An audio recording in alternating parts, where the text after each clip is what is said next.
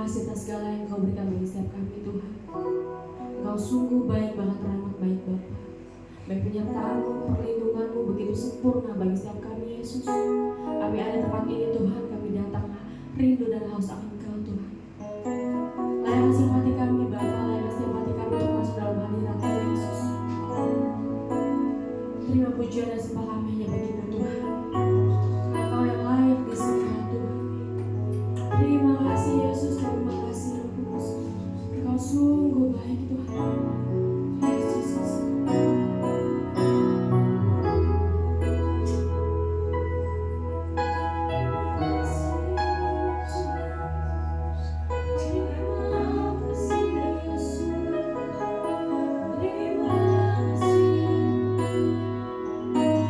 kasih.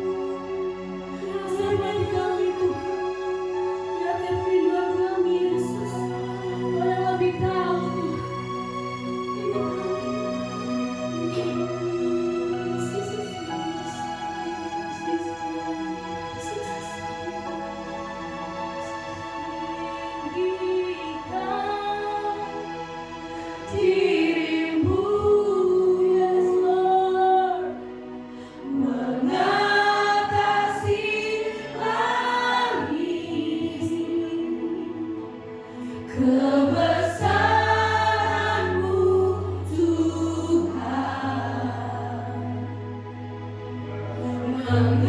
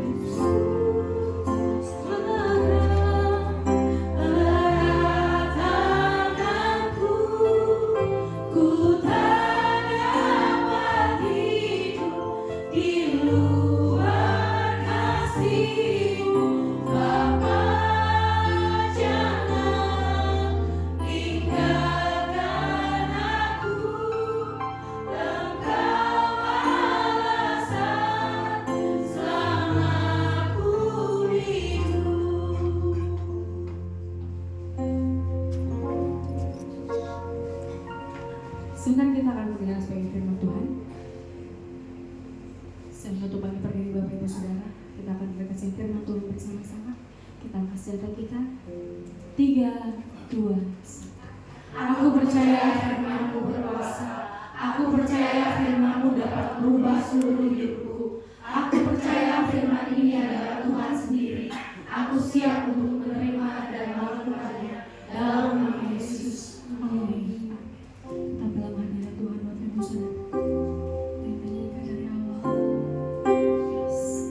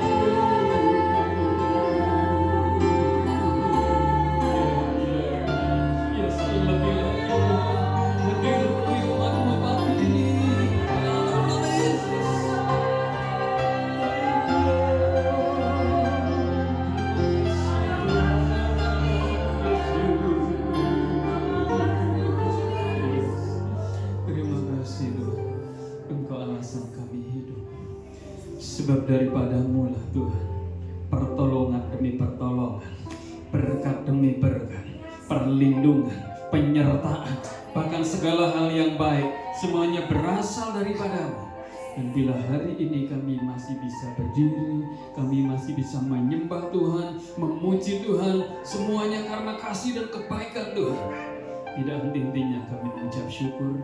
Dan biar pagi ini ya Tuhan, Kau hadir tengah-tengah kami, urapi hamba-Mu, urapi setiap kami, kebenaran firman-Mu ya Tuhan menjadi pegangan kami.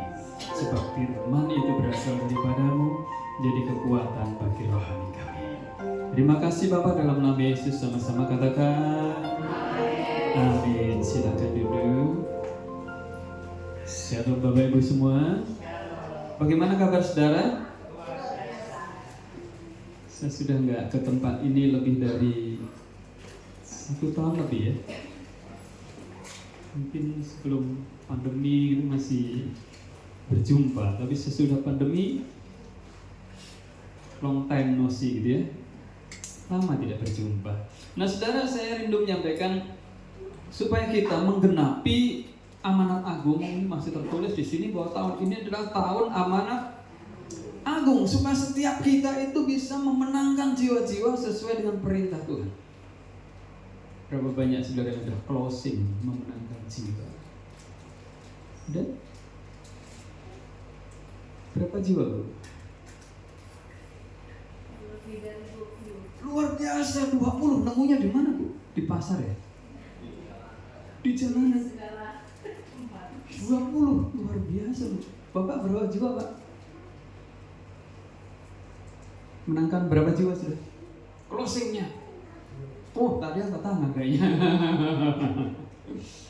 20 ya. Yang lain ada yang sudah memenangkan jiwa berapa? Saya rindu nanti kita semua ini menjadi pemenang jiwa, menggenapi amanat agung Tuhan Yesus, supaya kalau satu ibu saja bisa memenangkan 20 jiwa. Setiap saudara kalau memenangkan 2 atau 1 saja, tempat ini akan semakin penuh. Amin. Yang rindu katakan amin. Kita buka firman Tuhan di dalam Matius 28 ayat 18 sampai 20. Saudara sering mendengar ayat ini. Kita baca sekali lagi. Yesus mendekati mereka dan berkata, "Kepadaku telah diberikan segala kuasa di sorga dan di bumi. Karena itu pergilah, jadikanlah semua bangsa muridku dan baptislah mereka dalam nama Bapa dan Anak dan Roh Kudus, dan ajarlah mereka melakukan segala sesuatu yang telah kuperintahkan kepadamu.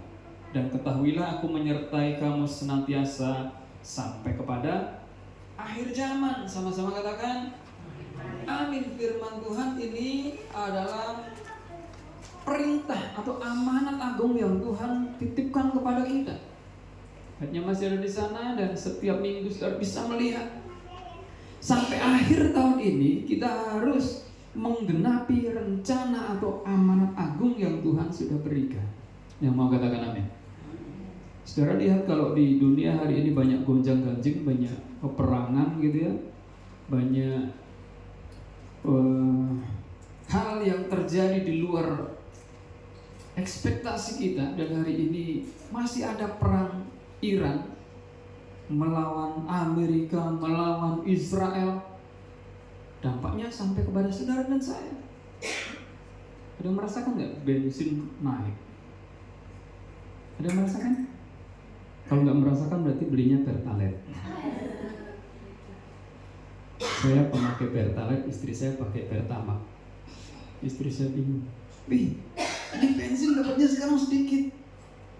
Dia belinya Pertamax, saya belinya Pertalite. Pertalite masih aman. Saudara, aliran yang mana? Pertamax atau Pertalite? Pertamax juga naik sekarang 16.000 lebih. Dan gara-gara Pertamax naik, yang tadinya pakai Pertamax nyerbu Pertalite. Maka ke depan nih mungkin ya Pom bensin itu banyak antrian Pertalite. Sudah gitu, ketika sudah kita mau ngisi, kosong. Diarahkan untuk beli Pertamax. Ngeri nggak saudara? Gara-gara satu selat Hormuz namanya kan? Selat Hormuz itu kira-kira sekitar 6 mil nggak? Jadi dia itu tempat yang di ujung ini.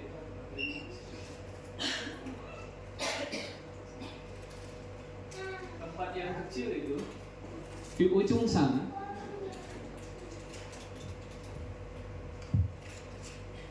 Ya namanya Selat Hormuz tuh kecil kan? Nah ini. Gara-gara satu selat ini dibuka tutup, akhirnya Pertalite naik turun. Belum lagi dolar yang ikut melambung tinggi.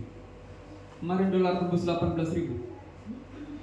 Firman Tuhan katakan ya, bangsa akan bangkit melawan bangsa, akan ada kelaparan, akan ada gempa bumi, akan ada peperangan. Itu semua sudah digenapi kecuali satu. Semua itu baru permulaan. Tetapi yang terjadi adalah Injil kerajaan harus diberitakan sampai ke ujung bumi. Barulah tiba kesudahannya. Amin. Jadi ini adalah tanda-tanda awal permulaan bahwa zaman baru itu akan segera dimulai. Yang sudah siap katakan amin. Zaman baru permulaannya dimulai dari perang, gempa bumi, kelaparan. Ya sedikit banyak nih ya, nanti kalau bensin naik dan sebagainya itu sumber daya berkurang, listrik biar kayak negara tetangga karena minyak naik dan stok menipis, nanti bisa ada kelaparan dan sebagainya. Tetapi yang Tuhan tunggu adalah Injil kerajaan diberitakan sampai ke ujung bumi. Nah, menurut saudara ujung bumi itu di mana? Ini kan bulat nih. Ujungnya di mana? Di mana ujungnya? Utara dan selatan. Ujungnya utara dan selatan. Kalau timur dan barat, Pak? Ujungnya utara dan selatan. Saudara lihat bagaimana Tuhan itu memerintahkan dalam Kisah 1 ayat 8. Tetapi kamu akan menerima kuasa kalau Roh Kudus turun ke atas kamu, dan kamu akan menjadi saksiku di Yerusalem dan di seluruh Yudea dan Samaria dan sampai ke ujung bumi. Ini istilah Alkitab, ujung bumi. Sementara buminya bulat, ujungnya di mana kita juga pusing gitu kan. Tetapi menurut para ahli, karena Israel itu di belahan bumi yang lain, bukan bumi yang lain, tapi belahan bumi yang lain, berbeda arah kita di atas, dia itu agak di bawah. Kalau ditusuk kayak bola gitu ya, kurang lebih nanti sampainya adalah di Indonesia. Yang orang Indonesia katakan amin. Itulah mengapa firman ini sebetulnya itu menjadi bagian kita. Kemarin ya ada hamba Tuhan dari Jerman, bukan jejer kauman, tapi hamba Tuhan dari Jerman ini sedang memberitakan Injil di Papua, karena dia bilang ujung bumi adalah Papua. Iya, bagi beliau Tuhan yang besar. Beberapa hamba Tuhan datang ke sana. Kemarin terakhir ada Henry Hin, adiknya Benny Hin, datang juga. Indonesia sedang ditunggu bangsa-bangsa karena kita memegang peranan penting. Sekarang kalau Selat Hormuz ditutup, itu gonjang-ganjing seluruh dunia.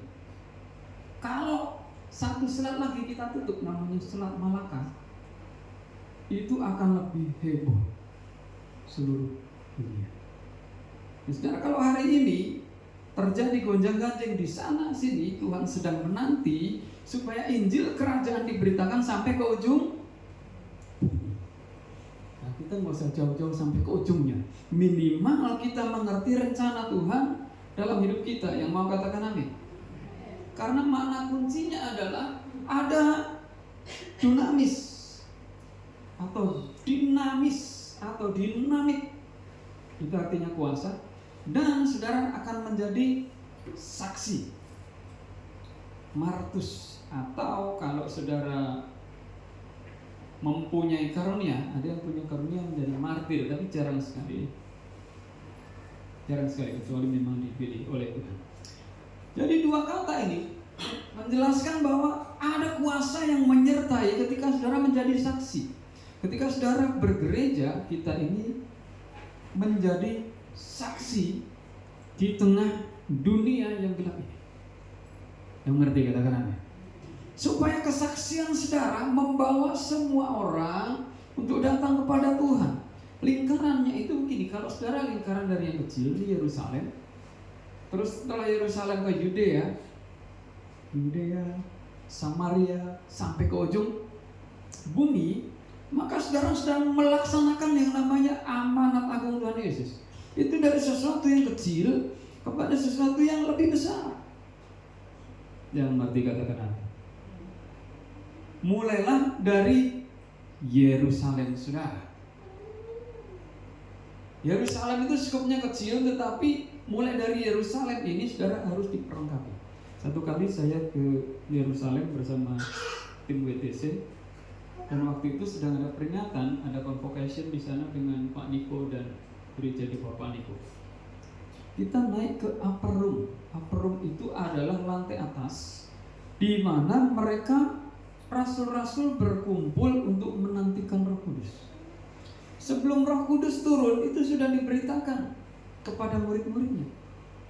Tetapi yang hadir waktu itu hanya 120 orang pada waktu Tuhan Yesus memberitakan. Itu kan sebelum naik kan diberitakan supaya mereka berkumpul di Yerusalem. Tetapi yang hadir hanya 120 orang. Nah, ketika kami datang ke Yerusalem, ke upper room itu jumlahnya jauh lebih banyak. Karena gerejanya Pak Niko besar, gereja WTC ya lumayan. Itu banyak sekali hadir dan enggak muat. Tetapi kita merasakan hal yang sama. Kita sedang menanti-nantikan yang namanya Roh Kudus. Karena penginjilan itu dimulai dengan adanya urapan. Penting namanya urapan. Kalau kita mau menyatakan, mengabarkan Injil, saudara perlu urapan.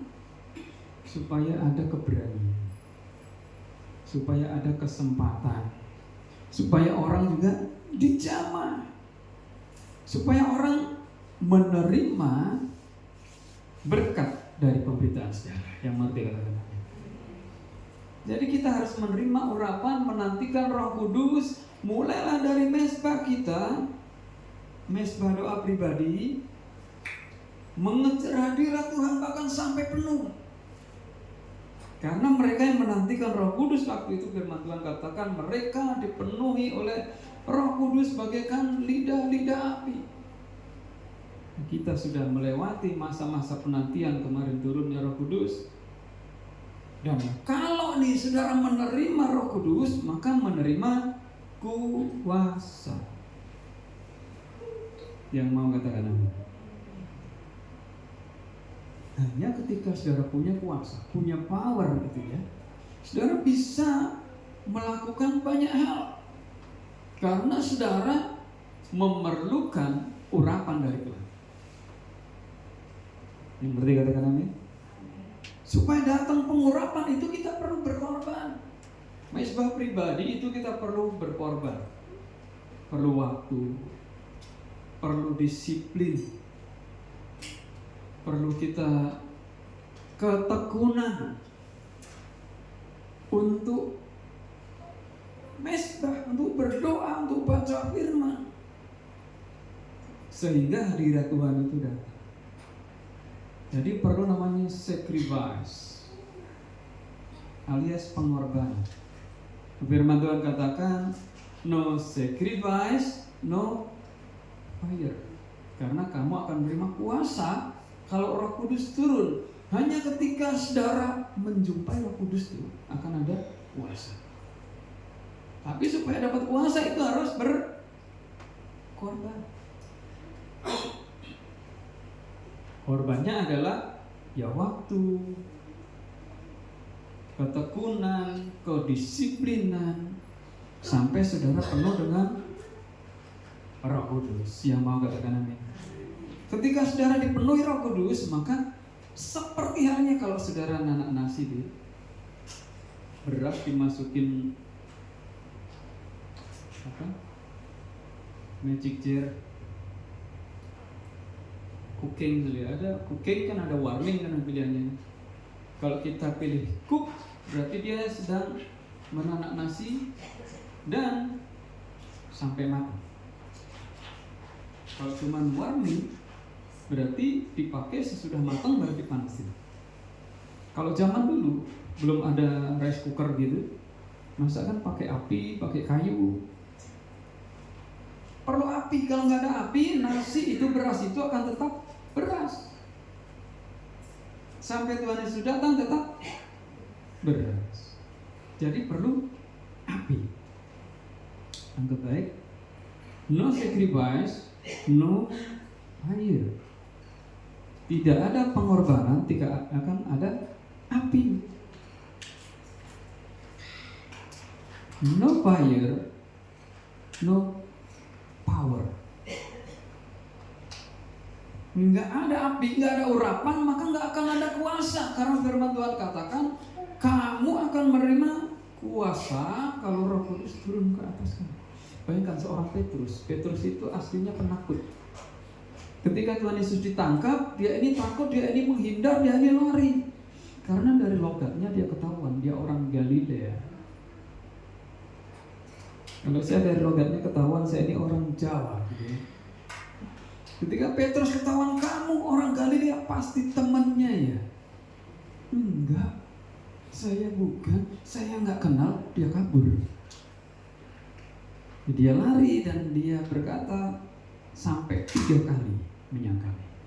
Sesudah menyangkal 3 kali, ayam jantan berkokok.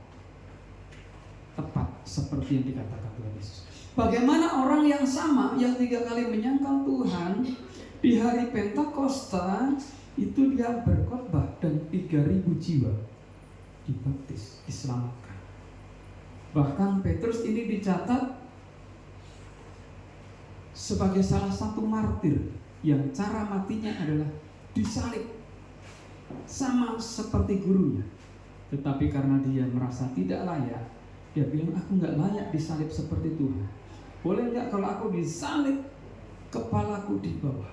Dia disalib kepalanya di bawah. Semua murid Yesus matinya nggak enak. Ada yang digoreng, ada yang dipenggal kepalanya, ada yang disalib kepalanya di bawah kayak Petrus. Ada yang disalib dengan huruf silang X. Kaki, tangan, semuanya dilebarin begitu.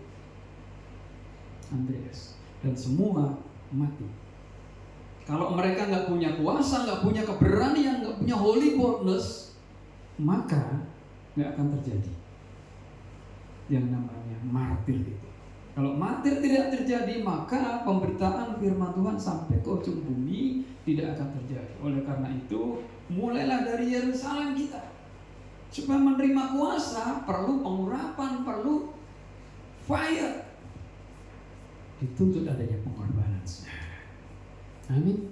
Nah, Yerusalem saudara, itu mungkin berbeda-beda. Ada yang Yerusalemnya itu keluarga, pekerjaan. Tetapi ada juga untuk anak-anak yang sekarang itu media sosial. Tempat-tempat yang terdekat yang kita bisa jangkau, keluarga itu pasti. Karena kita tiap hari ketemu.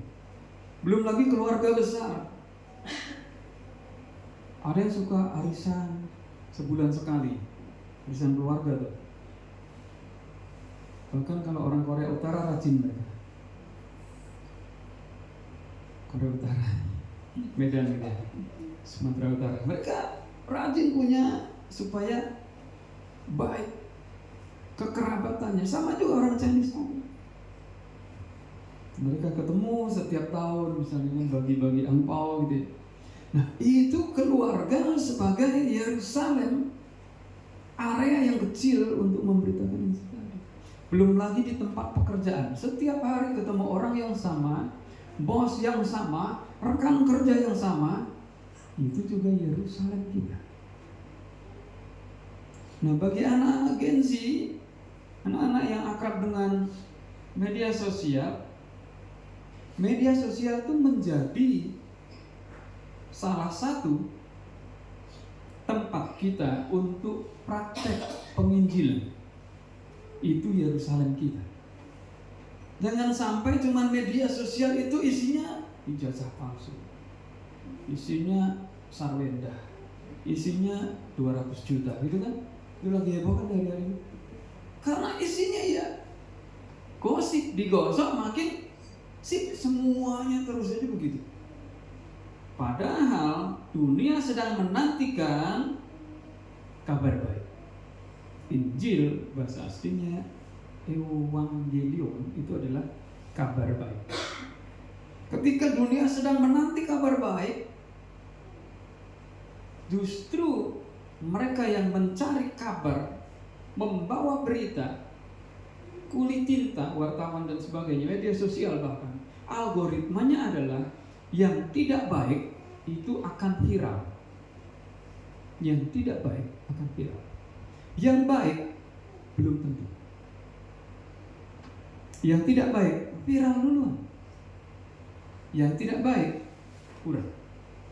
Tetapi bagi saudara dan saya, mengertilah bahwa rencana Tuhan kita semua ditunggu untuk memberitakan Injil. Sampai ini digenapi amanat agung. Supaya saudara dan saya nanti menerima berkat dari Tuhan. Diberitakan kita ini di firman Tuhan, saudara akan mendapatkan mahkota. Namanya mahkota sukacita atau mahkota kemudahan. Nah, ini salah satu survei yang menunjukkan bagaimana remaja Kristen dalam hubungannya dengan gereja. Ini pada waktu pandemi dulu kan disurvei bahwa banyak anak-anak remaja itu mulai meninggalkan gereja. Nah, setelah pandemi mereka sih balik lagi gitu ya. Kabar baiknya adalah 90% memang masih ada di gereja. Tetapi mereka itu mempunyai tantangan untuk tertarik itu berkurang dari 90% menjadi 61,8%. Nah, ini alasan mereka untuk meninggalkan gereja. 4 teratas. Yang pertama, kegiatan di luar itu lebih menarik, lebih enjoy di luar. Kegiatan di luar itu lebih seru, lebih asik, sehingga mereka tertarik untuk keluar dari gereja. Nah, kalau pemimpin gereja yang buruk, dia juga pengaruh juga ke anak-anak muda, ke generasi yang baru. Apalagi kalau ibadah itu formatnya tidak menarik, 12% lebih ya. Terus banyak kepura-puraan. Jadi bagian ini menunjukkan bagaimana gereja mulai ditinggalkan anak-anak muda. Anak-anak muda itu mulai keluar dari gereja. Ketika saya ke Korea waktu itu sama saya pastor dan hamba-hamba Tuhan BTC, kita kaget di Korea itu yang melayani sudah senior, dari usher, dari yang nyanyi di depan, WL, singers, choir, semuanya sudah senior. Kita bingung generasi mudanya kemana? Generasi mudanya lari ke K-pop. Indonesia kan paling suka K-pop kan? Nah, rupanya itulah yang membawa dampak di komunitas mereka sampai anak-anak muda itu keluar dari gereja. Nah, hari ini Korea itu termasuk sedang menurun, merosot dari segi imannya.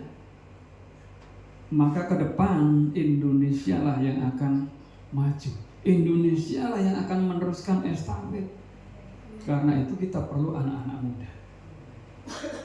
Kita perlu melihat harapan anak muda. Apa sih yang diharapkan dari anak muda? Tentunya saya masih agak muda juga gitu ya. Supaya kita sama-sama mengharapkan khotbah itu relevan, bermanfaat, menjawab tantangan hidup masa kini. Jadi relevan. Di beberapa gereja, kalau firman Tuhan diberitakan, kadang firman Tuhan satu bagian. Kalau mereka punya tantangan, beda lagi. Karena itu setiap saat kita mau mendengar firman kan selalu kan akan firman Alkitab kita, firman-Mu berkuasa, sanggup merubah seluruh hidupku, gitu kan. Merubah banyak hal dalam hidup kita, itu menjadi jawaban untuk tantangan hidup saudara. Kalau kondisi ekonomi sedang tidak baik-baik saja, ada peperangan dan sebagainya, bagaimana? Firman Tuhan diaplikasikan sehingga menjadi terang. Maka khotbah masa kini harus menjawab tantangan zaman. Salah satunya adalah tema tahunan kita, amanat agung. Karena begitu amanat agung itu berjalan sampai nanti digenapi, Tuhan semakin dekat. Yang berarti kata-kata. Kalau di WTC kita biasa nyanyi supaya kerajaan Allah itu hadir. Datanglah kerajaanmu di atas kota ini, biar kehendak-Mu jadi Tuhan di bumi seperti di surga. Ini untuk menggenapi amanat, yaitu kerajaan Allah itu hadir di tengah-tengah kita, menjadi jawaban atas tantangan. Karena gereja itu punya tujuan yang besar. Gereja, saudara dan saya, adalah terang dunia. Yang ngerti katakan apa? Bukan terang satu ruangan. Karena itu kita harus keluar dan melibatkan namanya anak-anak muda. Yang masih muda katakan amin. Ada juga ya anak-anak muda ya. Yang lain anak-anak tua ya, sama seperti saya, sudah tua. Nah, ini bagian kita saudara supaya menunjukkan aksi nyata. Dunia itu tidak haus akan debat teologis. Banyak yang orang-orang debaters. Tapi yang dibutuhkan itu sebetulnya bukan debatnya. Kadang mereka bukan mencari kebenaran, tetapi mencari pembenaran. Nah, itu lebih baik kita itu melakukan aksi nyata, karena mereka itu aslinya haus pengalaman spiritual. Di Iran hari ini terjadi lawatan Tuhan yang besar. Dulu orang itu dikekang, wajib lebih keras dari Aceh. Saya pernah ke Aceh. Di Aceh itu ada polisi agama. Jam-jam tertentu nggak boleh berkeliaran di luar. Jam 3, jam 12, jam Jumatan dan sebagainya. Mereka harus ada berdoa di rumah masing-masing, berdoa di masjid dan sebagainya. Di Iran mereka wajib menggunakan jilbab, wanita-wanita Iran. Sama juga di Aceh juga. Tetapi ketika mereka terjadi guncangan di Iran, saudara bersyukur ya, kita itu negara yang masih beruntung. Dolar itu masih 18.000, 17.000. Kita bisa abaikan angka 0 di belakang.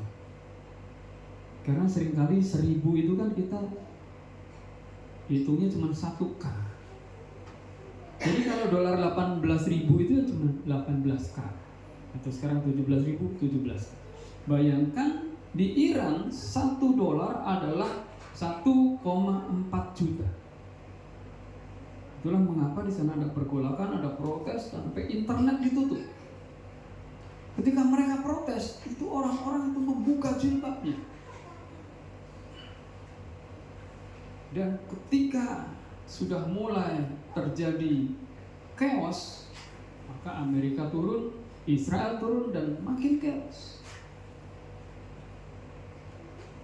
2 generasi pemimpin mereka habis. Diculik, dibunuh, Israel dibom dan sebagainya.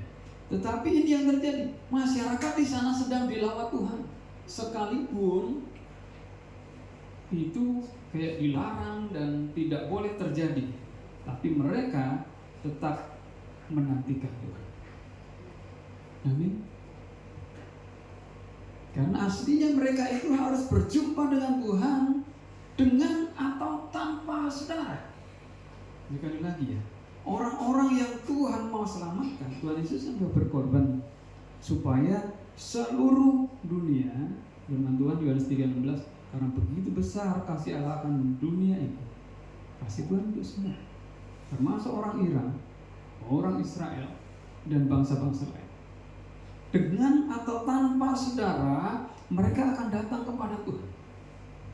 satu kali ketika saya di Kantor itu ada office girl, dia tanya gini, Pak, saya itu mimpi ketemu dengan itu Pak yang ada di ruang tamu. Dulu bos saya itu masang gambar Tuhan Yesus di ruang tamu.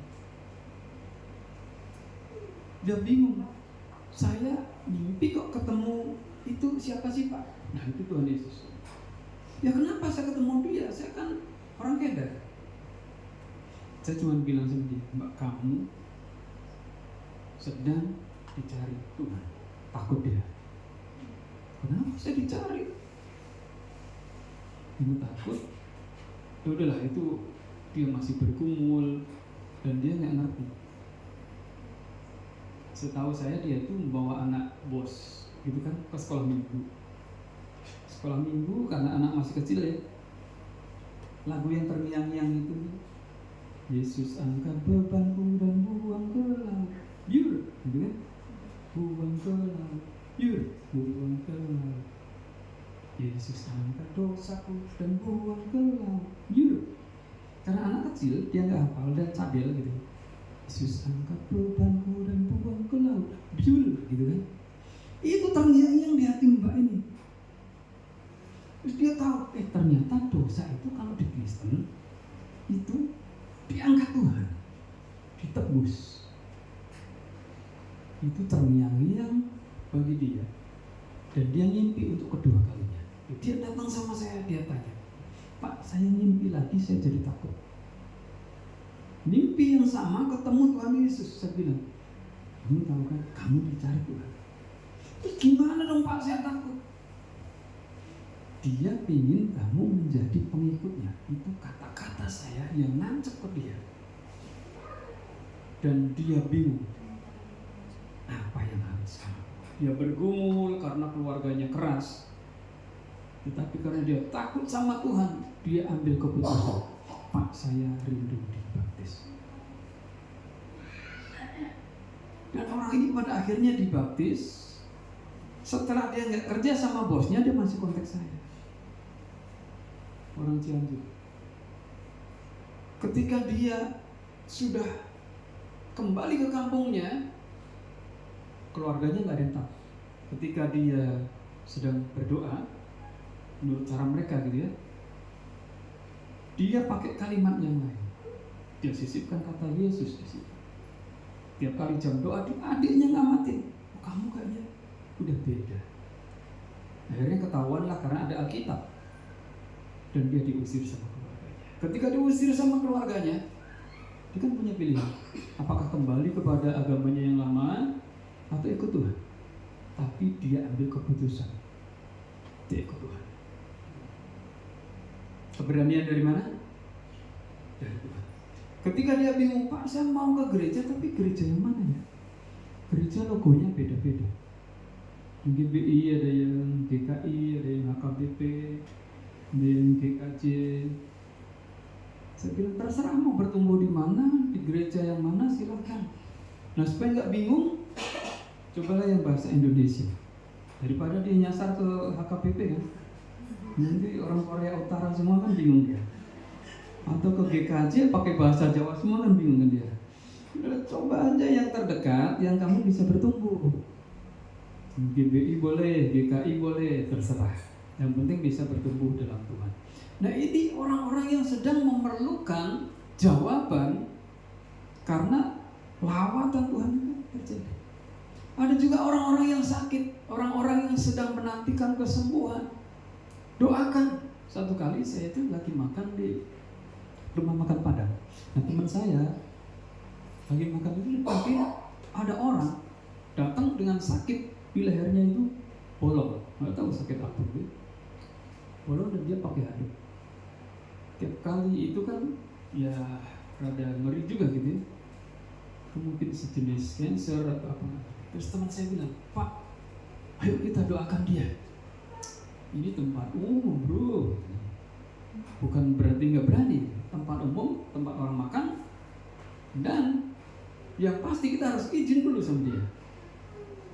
Dia mau atau enggak? Karena kemungkinan bukan orang Kristen. Ya benar bukan orang Kristen. Kita tanya, kita ngobrol, kita deketin. Pak, mau nggak kita doakan supaya Bapak sembuh? Saya sudah ke China, saya sudah ke berbagai tempat, dan saya enggak sembuh. Dia sendiri udah berpikir dong ya, usianya mungkin sekitar berapa bulan lagi. Terus dia nanya begini, kalau kamu berdoa, kamu pakai cara apa? Mau didoain aja pasti nanya cara apa. Saudara pilih sembuh atau pilih nanya caranya? Pilih sembuh atau nanya caranya? Pilih sembuh dong. Ada orang datang sama Tuhan Yesus, terus karena nggak nanya cara, Tuhan Yesus itu meludah di lantai, cuy, diambil, diolesin di matanya, akhirnya bisa melihat. Ya saya nggak se-ekstrim itu sih.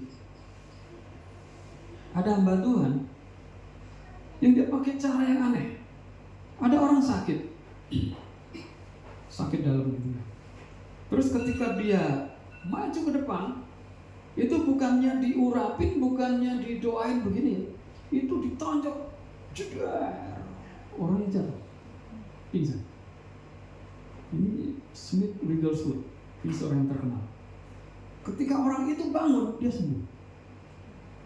Jadi jangan melihat caranya. Bagaimana caranya? Terserah Tuhan.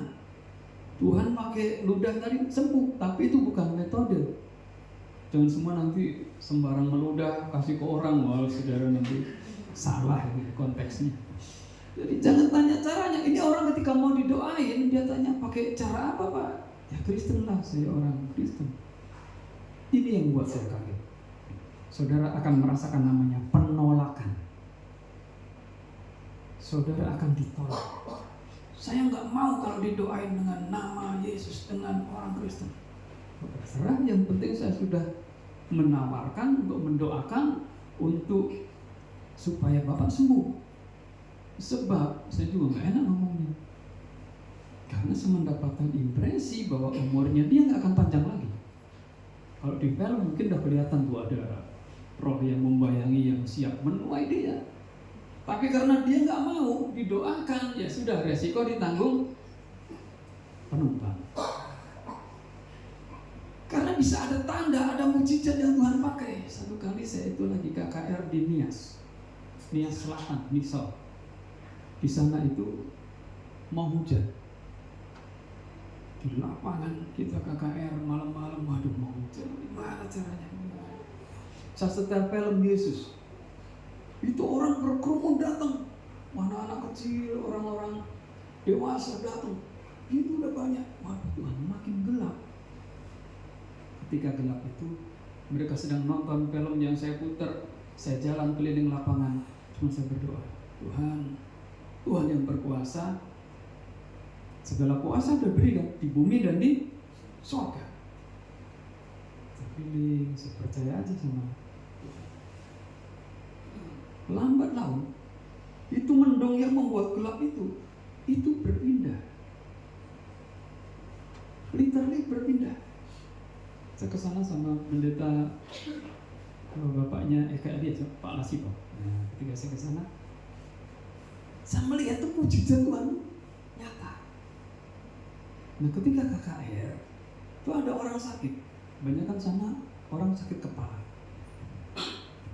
Karena kebanyakan micin beneran. Pola makan mereka kebanyakan micin dan kebanyakan sakit kepala. Ada yang doain sembuh, tetapi ada sakit yang aneh. Dia begini, Pak, anak saya ini sakit karena perbuatan dia sendiri. Dia sambil tiduran gitu, dia main koin. Ketika main koin itu masuk ke dalam mulutnya, karena dilempar gitu kan. Masuk ke dalam mulutnya dan nyangkut. ketika nyangkut di Nias itu kota kecil, dia nggak bisa diobatin di situ. Next day, hari berikutnya dia harus dibawa ke Medan untuk diobatin, entah dioperasi tadi apa gitu. Dia datang ke KKR, terus sama Pak Alasito kita pandang-pandangan, Pak, ini kasus yang berbeda. Yang lain mungkin sakit, sesuatu yang ya sakit natural. Ini orang keselak koin, entah tuh koin berapa, udah lupa, 500-an nyangkut. Dan yaudah kita berdoa aja ke Pak Alasito.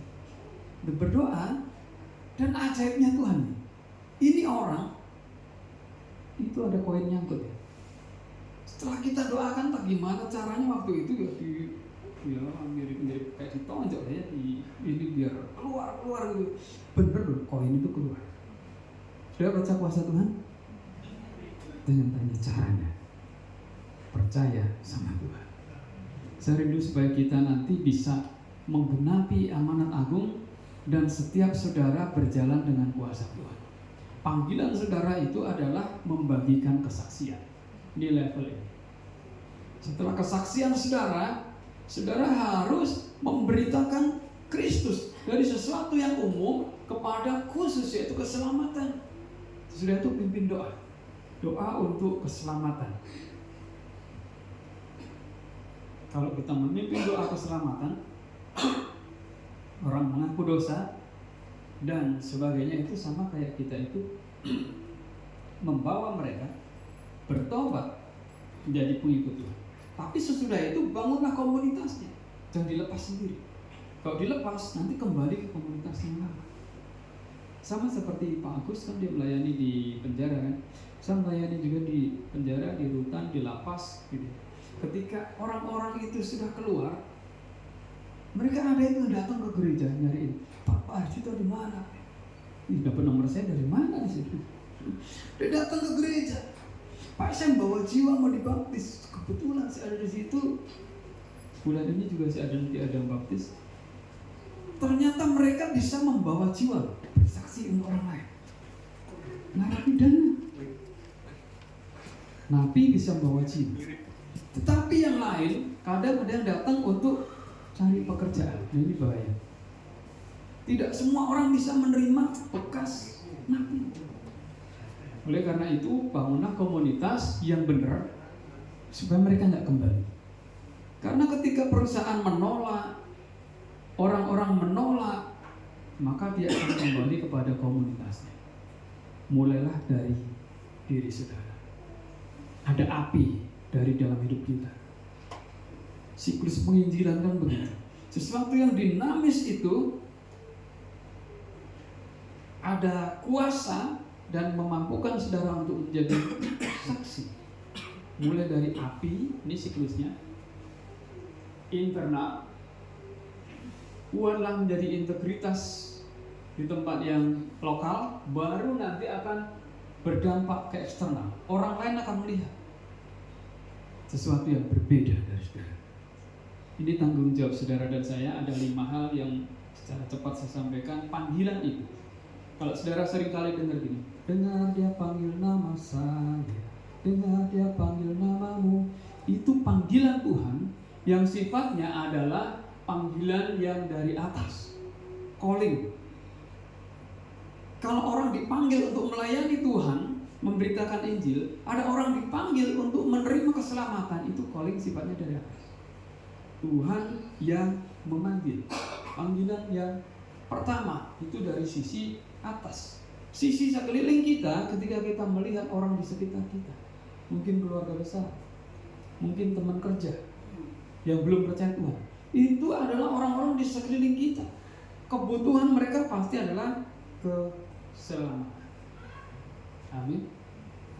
Itu sisi yang kedua. Sisi yang ketiga, dari depan. Kalau tadi dari sekeliling kita, itu skupnya itu yang dekat.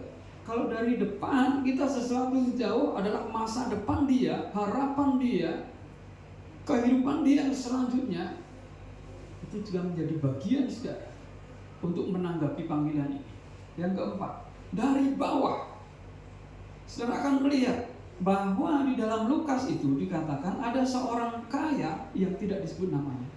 Ketika dia masuk, berpindah dari alam, udah pindah dari alam sutra, ya kan, pindah ke alam baka, kan, pindah ke alam baka, tapi yang di bawah dia lihat Lazarus kok enak ya.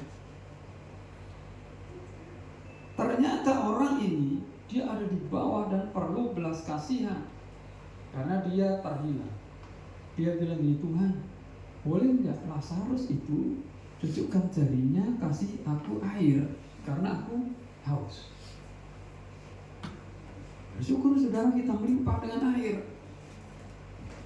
Tapi ketika orang ini ada di tempat yang berbeda dengan Lazarus, dia bilang gini, Tuhan boleh nggak aku kembali ke dunia? Tuhan bilang, nggak boleh. Boleh nggak Tuhan kirim orang ke dunia untuk memberitakan saudaraku? Saudaranya banyak yang belum dalam Tuhan. Tuhan bilang, enggak. Pada mereka ada Taurat Tuhan. Firman inilah yang akan menyelamatkan mereka. Ingat panggilan saudara, panggilan yang dari bawah itu supaya kita memberitakan Injil. Yang terakhir, yang kelima, itu adalah panggilan dari belakang bahwa Tuhan Yesus sudah selesai. It is done. Sudah selesai. Tuhan sudah berkorban di atas kayu salib dan Tuhan menunggu ini. Ini aku, utuslah aku. Saya berdoa, saudara dan saya adalah orang-orang yang menanggapi firman Tuhan. Sama seperti Yesaya bilang, ini aku, utuslah aku. Jangan ini aku, utuslah dia. Kita semua ambil keputusan. Iya Tuhan, ini aku, utuslah aku. Biar firman Tuhan diberitakan sampai ke ujung bumi dan amanat agung digenapi. Mari kita datang kepada Tuhan. Bapak, terima kasih buat kebenaran firman-Mu saat ini. Kami percaya Tuhan, firman-Mu ini adalah firman Tuhan sendiri. Sanggup mengubah hidup kami, sanggup mengubah komunitas kami, dan ini menjadi tanggung jawab umat-Mu di tempat ini ya Tuhan. Ada panggilan yang dari atas, yang dari Tuhan. Ada sisi yang lain ketika kami melihat sekeliling kami. Ada sisi ketika kami harus melihat jauh ke depan, masa depan orang-orang di sekitar kami, pengharapan-pengharapan mereka. Kami juga melihat ya Tuhan, dari belakang pengorbanan Tuhan Yesus yang sudah selesai di atas kayu salib. Maka ini menjadi bagian kami untuk terus ya Tuhan berjalan sesuai dengan rencana. Tuhan berkati umat-Mu di tempat ini. Biar ketika kami bersaksi akan ada keberanian, akan ada holy boldness, akan ada kuasa Tuhan yang memampukan kami untuk berkata-kata, untuk berhikmat ya Tuhan, menyampaikan apa yang harus kami sampaikan, sampai orang lain dimenangkan untuk kemuliaan Tuhan. Berkati umat-Mu yang dalam pergumulan, berkati keluarga, berkati pekerjaan, berkati bisnis, sehingga setiap kami Tuhan mendapatkan kasih karunia Tuhan di masa-masa yang sulit ini, masa-masa yang sukar ini. Setiap kami mendapatkan kekuatan yang baru. Terima kasih Tuhan, biar setiap umat-Mu terus berjalan dalam rencana-Mu, dan kami menggenapi firman. Hidupku menggenapi firman. Hidupku menggenapi firman-Mu.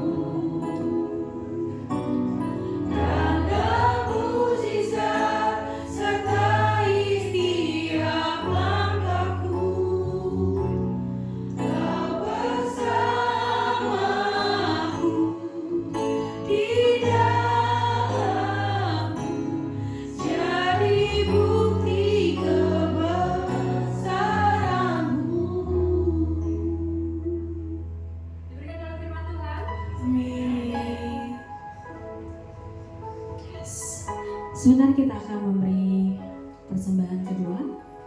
Sebelumnya kita berdoa terlebih dahulu. Bapak Tuhan Yesus, kami ucap syukur Tuhan buat kebaikan-Mu Tuhan di pagi yang indah ini Tuhan. Kalau sebentar Tuhan kami menjadi yang terbaik Bapak. Kiranya Tuhan Kau berkati tangan yang memberi maupun yang mendapat memberi Bapak. Di dalam nama Tuhan Yesus, haleluya. Amin.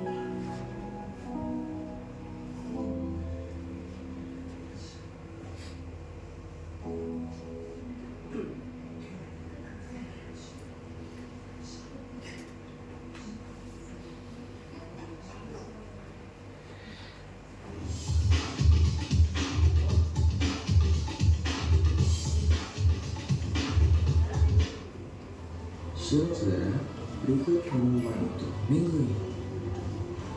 Untuk pengumuman yang pertama, kami mengundang Bapak dan Ibu untuk hadir menara doa bersama kami dari Selasa jam 7 malam.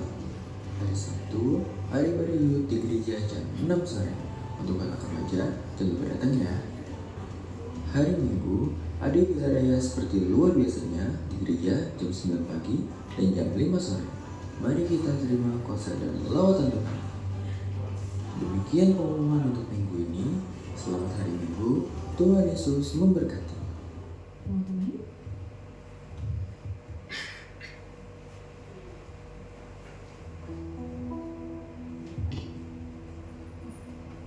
Shalom. Ada pengumuman tambahan pada hari Sabtu ini jam 3. Hari Sabtu jam 3, jam 15. Mohon diingat-ingat ya ibu-ibu, kita ada ibadah WBI. Semua wanita, bukan hanya ibu-ibu, wanita yang masih muda juga kita undang untuk datang bersama-sama dengan kita. Kenapa jam 3? Karena ada jam 7 nanti ada Teams, jadi supaya tidak terganggu, kita ada ibadah 1 kali sebulan. Mari ibu-ibu, mari wanita yang dikasihi Tuhan, supaya kita memberikan waktu 1 kali sebulan aja untuk ibadah ini. Dan kita akan dilayani oleh Ibu Vina. Jadi nanti kita akan dibangun, dididik, diajar supaya lebih bertumbuh lagi. Kami tunggu ya hari Sabtu jam 3. Jangan lupa ya ibu-ibu, wanita yang dikasih Tuhan. Tuhan Yesus memberkati. ibadah kita telah selesai. Saya menutup berdiri Bapak Ibu Saudara.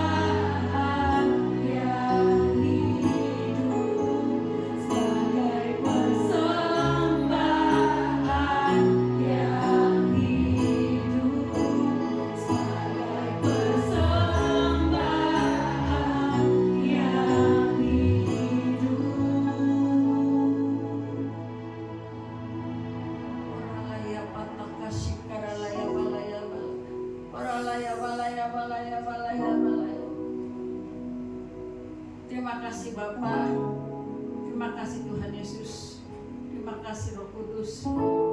Kami tak henti-hentinya mengucap syukur dalam segala hal apa yang Tuhan sudah nyatakan bagi kami. Kasih penyertaan-Mu, perlindungan-Mu, pemeliharaanmu yang sempurna dalam hidup kami, bahkan penyediaan yang Tuhan sudah curahkan bagi kami.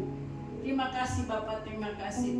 Kalau kami sudah mendengarkan kebenaran-Mu Tuhan, bila setiap kebenaran yang kami dapatkan Tuhan kami terima, bila Tuhan menjadi pelita bagi hidup kami, bahkan kekuatan bagi kami.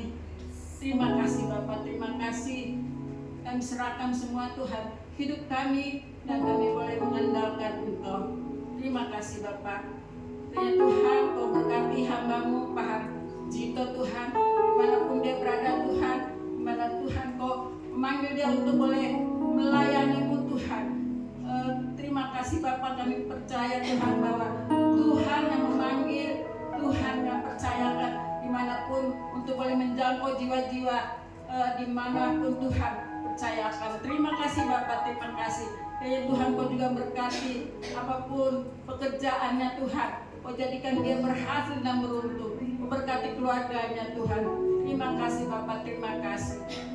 Mari ibadah kita sudah selesai. Mari kita arahkan tangan kita. Kita akan menerima berkat. Terimalah berkat yang datang daripada Allah Bapa, cinta kasih dari Tuhan Yesus, bahkan penyertaan oleh Allah Roh Kudus yang terus menyertai kita mulai hari ini sampai selama-lamanya. Mari yang bersama-sama kita katakan amin. Yesus berkati. Berkati.